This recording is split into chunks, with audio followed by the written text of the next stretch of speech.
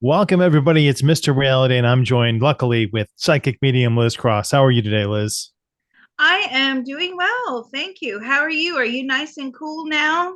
I'm excited to reconnect with you, and I wanted to thank you. We haven't done, I'm very cool. Again, despite it being 312 degrees outside, it's very cool in my house. We haven't done a old time photo in a while. So, this is a picture of a mailman from the 1890s, and I believe New York City. I was going through some old, just fun websites to see like photo collections, and we're always trying to find unique ones. A very dapper dressed fellow. But I want that mustache though, man. Wow. That is that is crazy. I wonder if we could bring in this gentleman who is no longer with us, probably, and talk to him about his life and what he knows and what he's working on. Okie dokie. I have him here.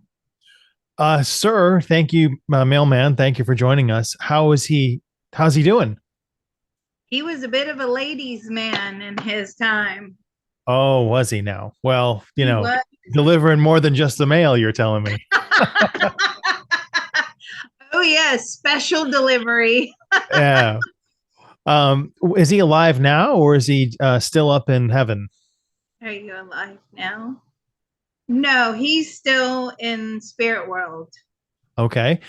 And what was this life like? I guess he's sort of spilled the beans a little bit. As a mail delivery man living in New York City, what were some of the things that he enjoyed? Well, besides keep it's a family show, what other things did he enjoy doing in that lifetime?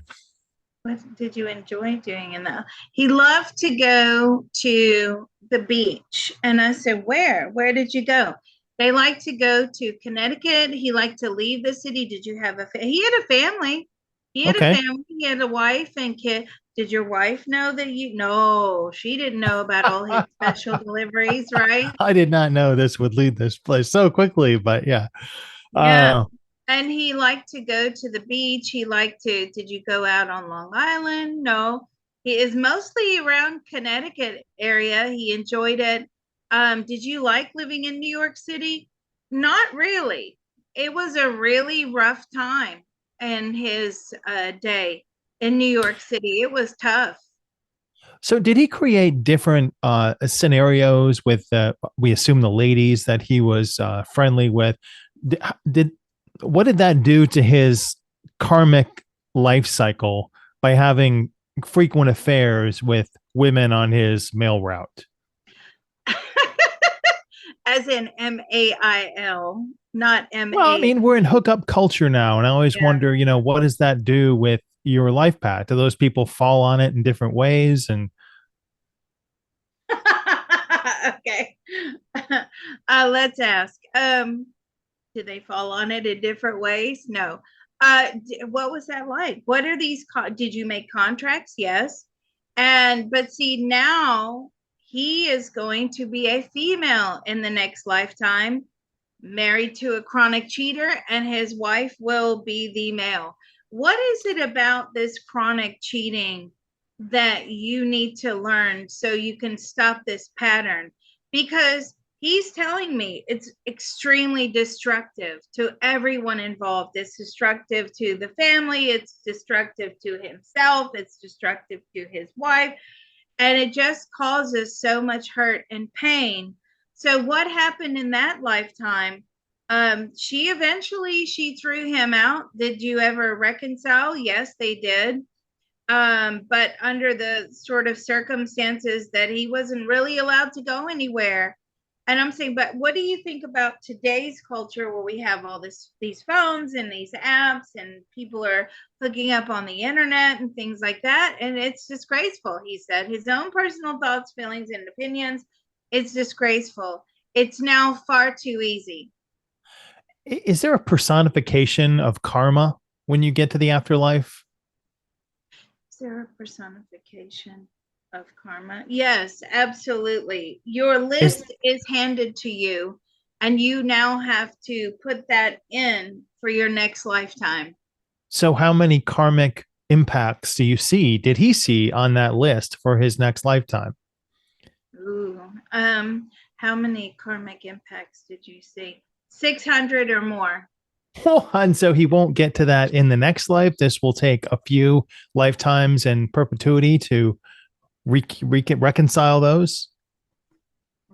Take a few. It'll take him approximately 3. Now, he's not saying he had 600 encounters. He's saying Right.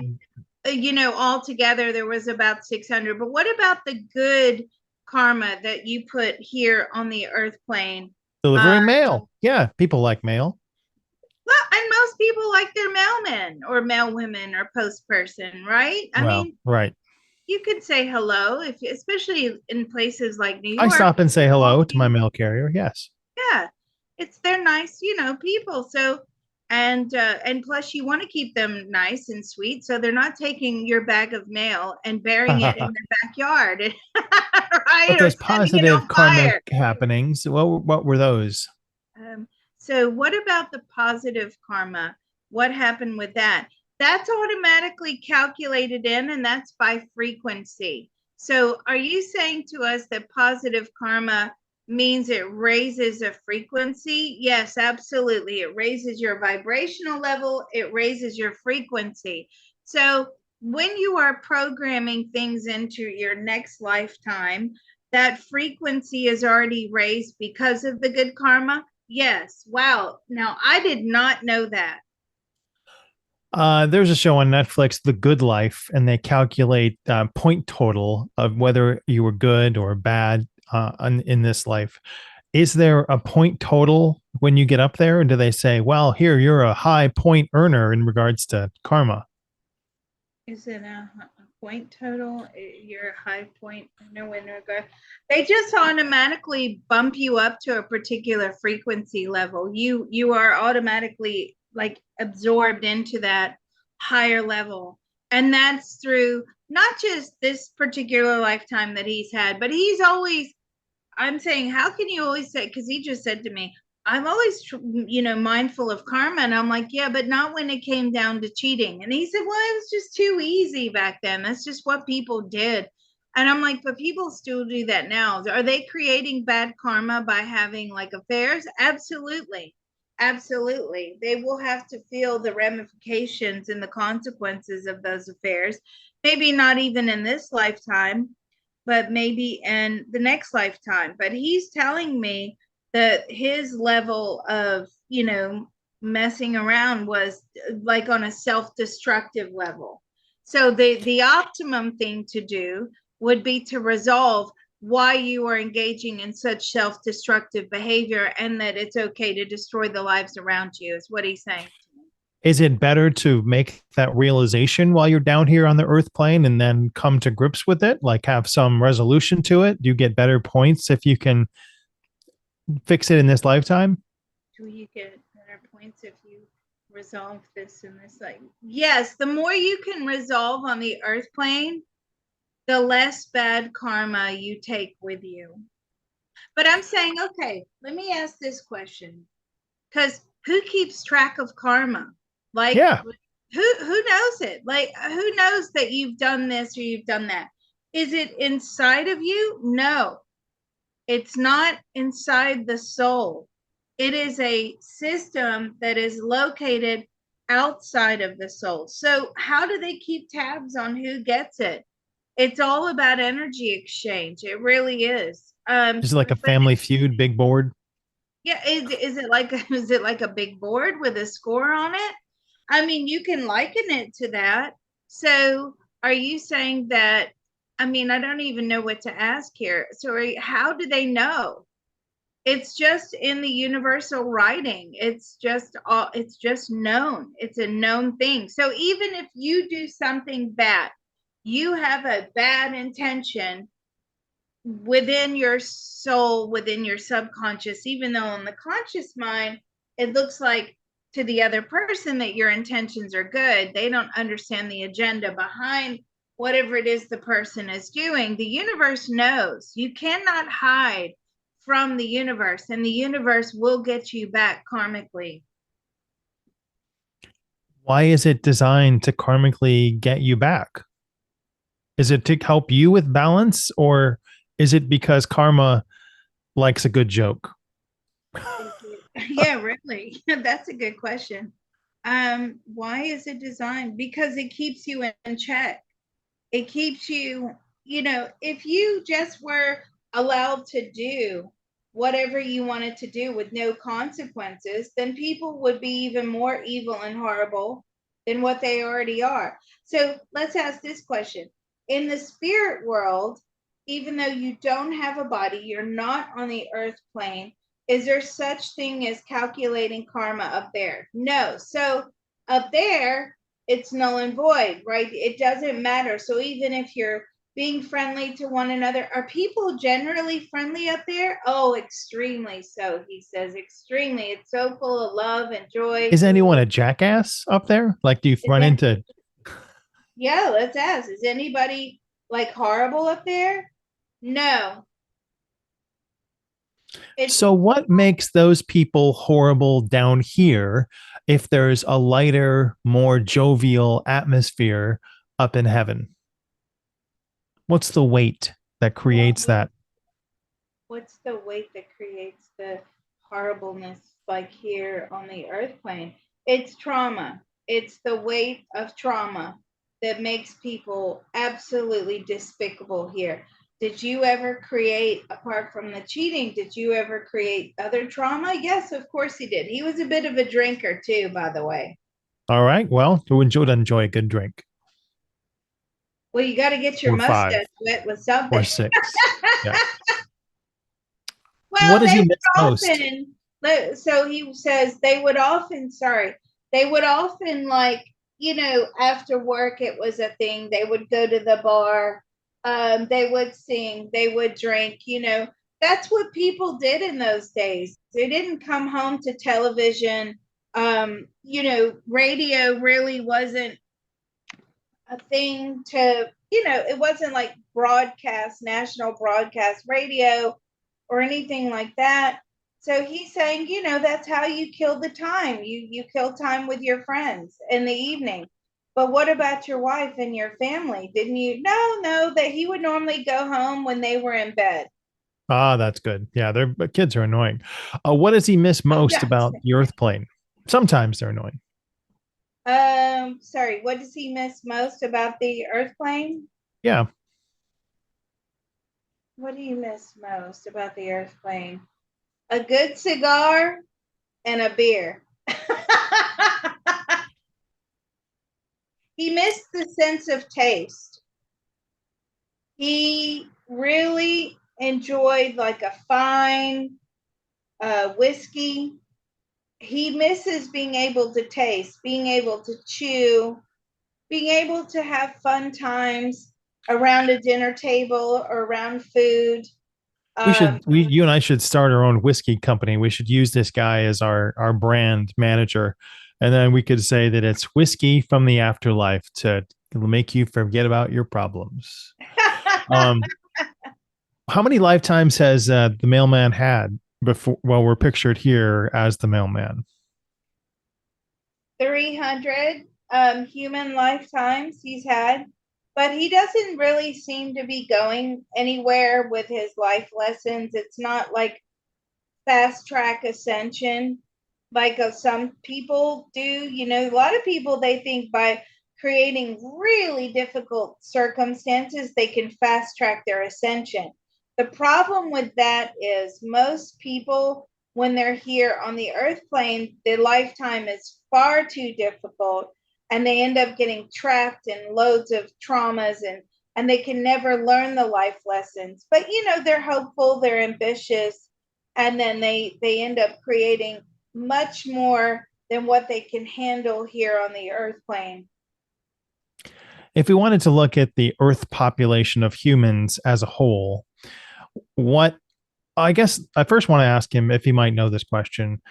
Are there karmic debts learned in lower life forms or just in human life forms? Are there karmic debts learned in lower life forms?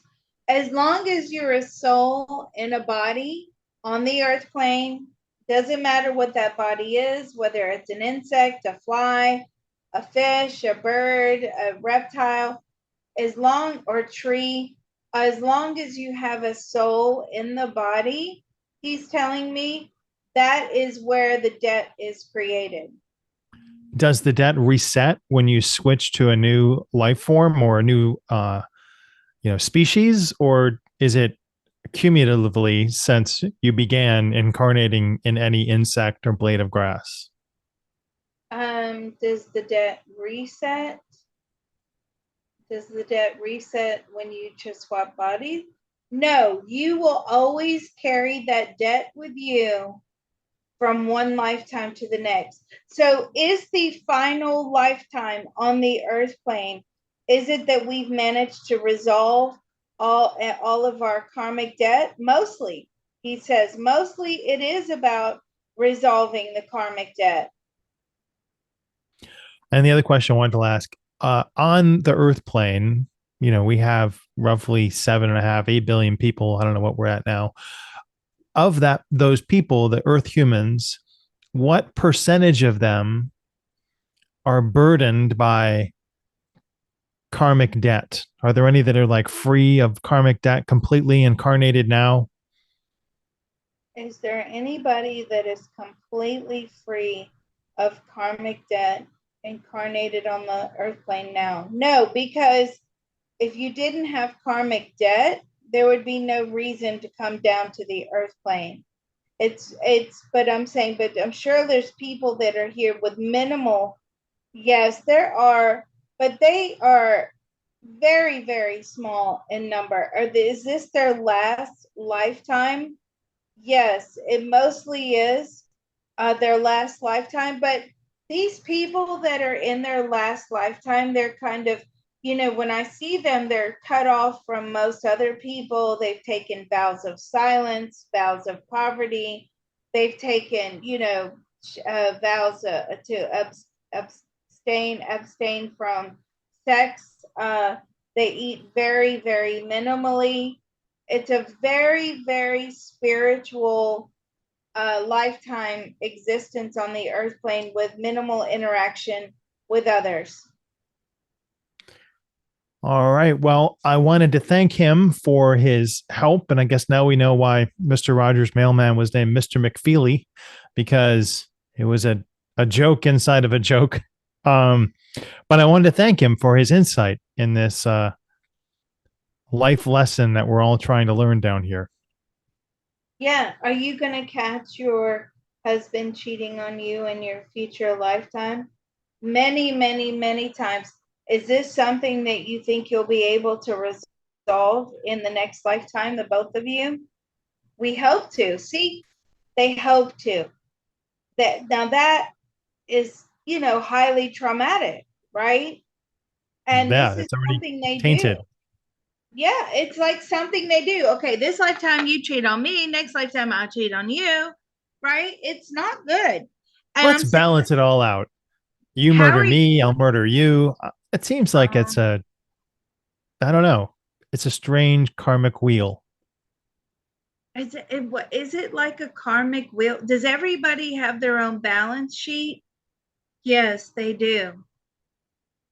Hmm. I think we'll have to do an in-depth probe on karma. Karma, we're coming. Thank you Yeah, very or much, it's everybody. If coming you're not a from us. member of Liz's Patreon, go to patreon.com/remote viewing and beyond. And I appreciate you, and I appreciate the mailman helping us with this in depth probe today. Thank you, Liz. And thank you all out there. Yes, thank you. And he was only joking about the kid comment. It was a joke.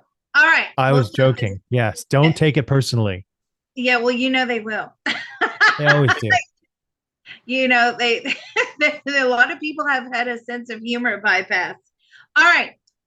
Stopping this one here. Thank you very much. We hope to see you on the Patreon, and just thank you to everyone who still continues to support us. We appreciate you.